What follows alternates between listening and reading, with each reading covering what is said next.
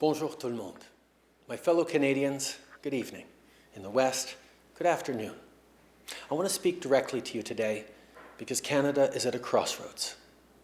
Je sais que la lutte contre la COVID-19 a été difficile pour tous les Canadiens durant les 6 derniers mois. Pour trop de gens, c'est une question de vie ou de mort. Et pour nous tous, collectivement, c'est le combat de notre génération. Au printemps, on a tous travaillé ensemble pour aplatir la courbe et nos efforts ont porté fruit. Mais maintenant, le virus est en train de revenir en force dans plusieurs parties du pays. In our 4 biggest provinces, the second wave isn't just starting, it's already underway. The numbers are clear. Back on March 13th, when we went into lockdown, there were 47 new cases of COVID-19. Yesterday alone, we had well over 1,000. We're on the brink of a fall that could be much worse than the spring. I know this isn't the news that any of us wanted to hear. And we can't change today's numbers or even tomorrow's. Those were already decided by what we did or didn't do 2 weeks ago. But what we can change is where we are in October and into the winter. It's all too likely we won't be gathering for Thanksgiving, but we still have a shot at Christmas. Together, we have the power to get this second wave under control. I know we can do it because we've already done it once before. In the spring, we all did our part by staying home. And this fall, we have even more tools in the toolbox. People are wearing masks. That's critical, so keep it up. We've got the COVID Alert app. Take the teacher who felt fine, but who tested positive after the app warned her she'd been exposed. COVID Alert meant she went home instead of the classroom. It's a powerful, free tool that's easy to use and protects your privacy. So if you haven't already, download it off the App Store or Google Play. It's one more way to keep ourselves and others safe. Another is to get your flu shot this fall. Les gestes qu'on pose aujourd'hui vont faire toute la différence sur ce qui arrivera dans 2 semaines et dans 2 mois. Portez un masque. Ça sauve des vies. Lavez vos mains. Gardez vos distances. Faites-vous vacciner contre la grippe. Écoutez les agences de santé publique. Comme la Dr Tam l'a dit hier, limitez votre cercle social. Évitez de prendre des risques qui ne sont pas nécessaires. Ce n'est pas le temps de faire des parties. Personne n'est invincible et vos proches ne le sont pas non plus. On ne peut pas baisser nos gardes, même dans les endroits où le nombre de cas est encore bas. Et tout le monde, s'il vous plaît, téléchargez l'appli Alerte COVID. Elle est facile et gratuite, elle préserve votre vie privée et c'est un geste qui va vous protéger, vous et les gens autour de vous. This is the time for all of us as Canadians to do our part for our country as government does its part for you. There is a covenant between government and the people government serves. You need to know that you can rely on us just like you can rely on each other. Alors qu'on fait face à cette crise, alors qu'on s'apprête à rebâtir, on va continuer d'être là pour vous. Le gouvernement a présenté un plan à 4 piliers pour répondre à cette crise. La première chose qu'il faut faire, c'est de protéger la santé des gens. Les actions de nos parents et de nos grands-parents, ceux de la génération qui ont affronté la Grande Dépression et la Deuxième Guerre mondiale, nous rappellent qu'il faut être résilient et patient en temps de crise. Ils ont bâti le monde d'aujourd'hui. Et c'est maintenant à nous de bâtir le monde de demain en commençant par les protéger.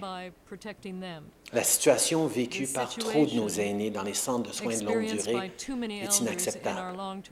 Il faut que ça change et ça va changer.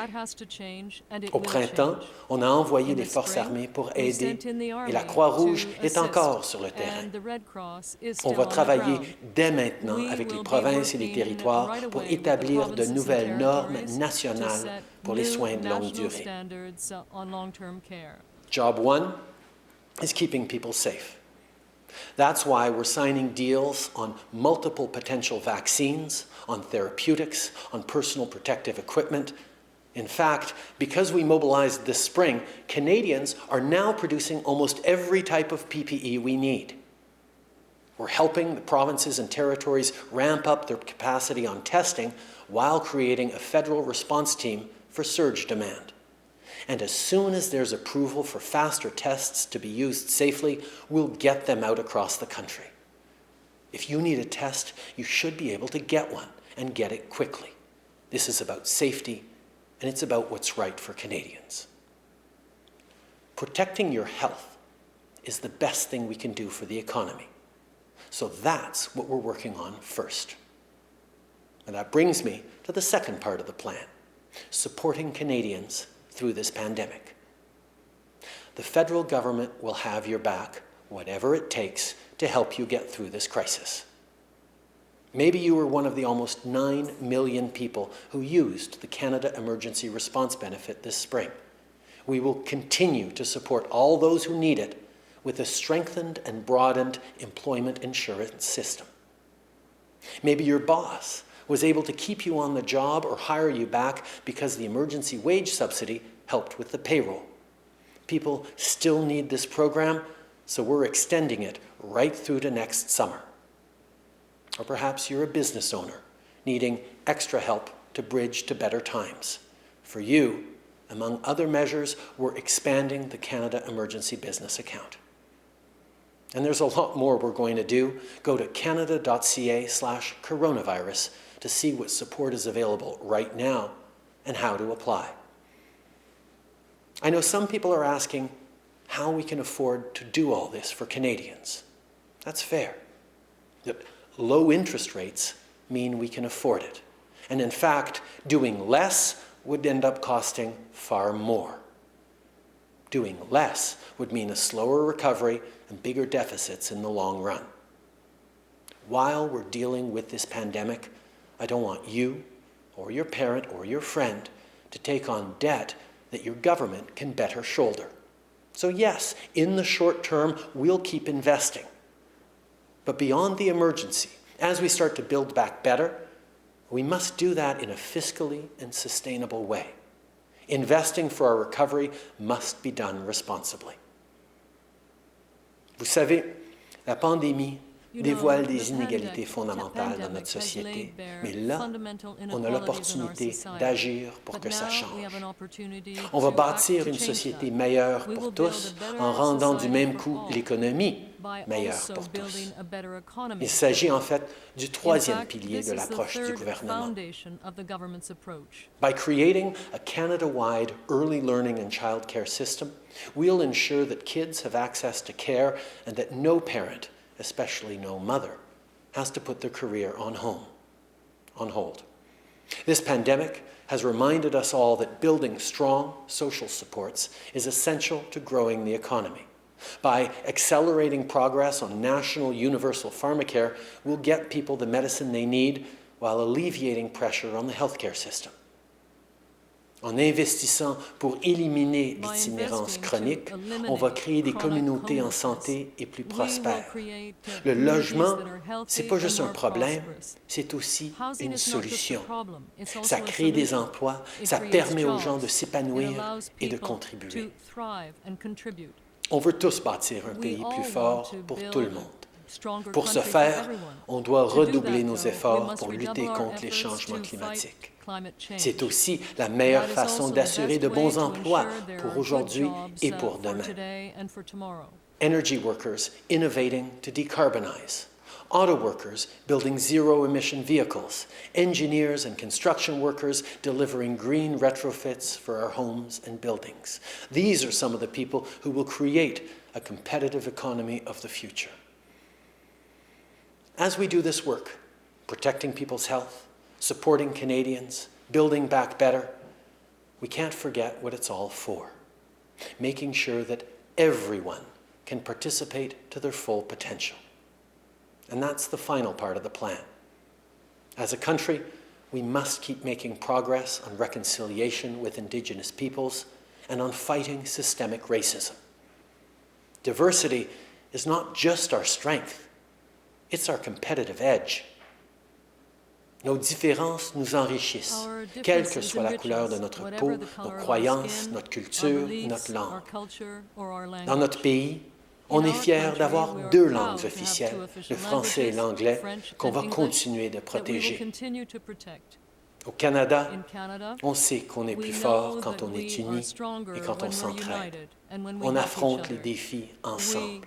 C'est ça qui nous a aidés à gérer la crise mieux que bien d'autres. This is not the first time our country has been called to stand united and strong. In the face of change, our greatest generation showed us that overcoming crisis isn't easy.